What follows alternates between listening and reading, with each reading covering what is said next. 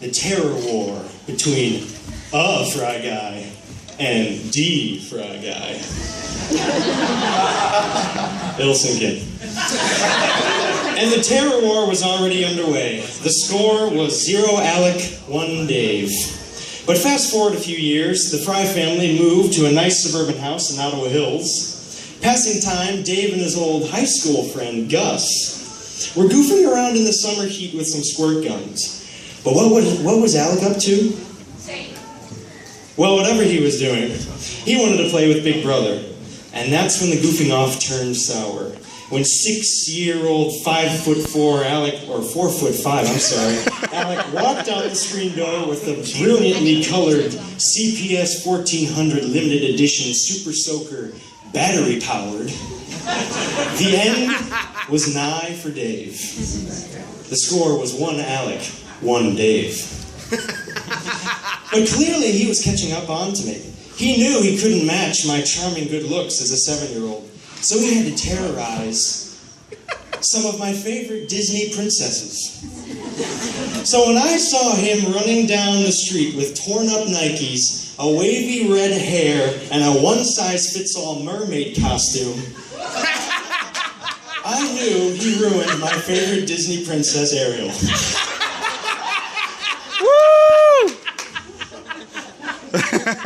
Well, hold on.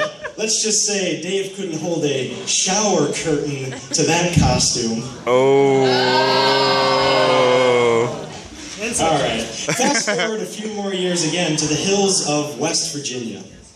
We were all taking a hiking trip, and as Dave shrieked like a little girl as he led us through a spiderweb-laced trail, I realized that I had to maintain my closing lead on the scorecard. It was 2-1 now, mind you, Alec in the lead. So if he thinks he can make it through spiderwebs, he won't be able to make it through whitewater rafting, not without an oar to the face. They call it a face hammer when you hit somebody with the oar in their face, and guess what I did? I hammered his face. The terror score was now 3 Alec, 1 Dave.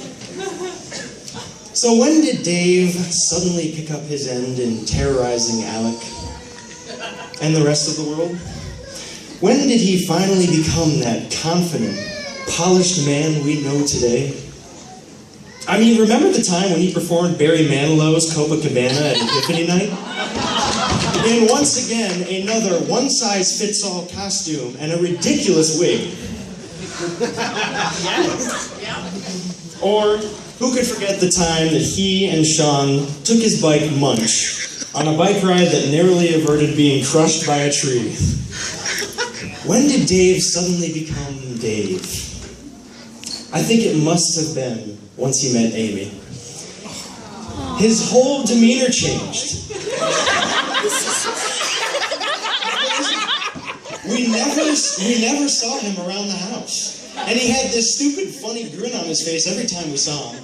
And I wasn't getting pummeled in my usual physical wrestling matches with him. He wasn't terrorizing me or anyone like he used to. He must have found the one. I think he did. And the Lord was certainly pointing him in the right direction. So, now that we got the sappy stuff over with, before I go, I have to address something. I noticed a lot of crying in the church today. And not all of those tears were tears of sadness. Some of them were of jealousy, of some mischief in past years. So, now that Dave's a married man now, we can now recognize that he met a lot of interesting people when he was bartending in Columbus for some time. So, you know who you are, all you in the audience. Bring up his keys to his car, to his home. Come on. You know where you are. Bring him up. Put him right here. He's married now. You can't have any sleepovers with him.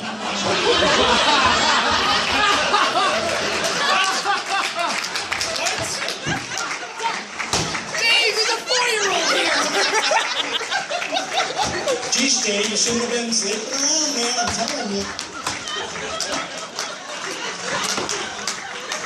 Really hurt you. Yeah. I wanted to tell you.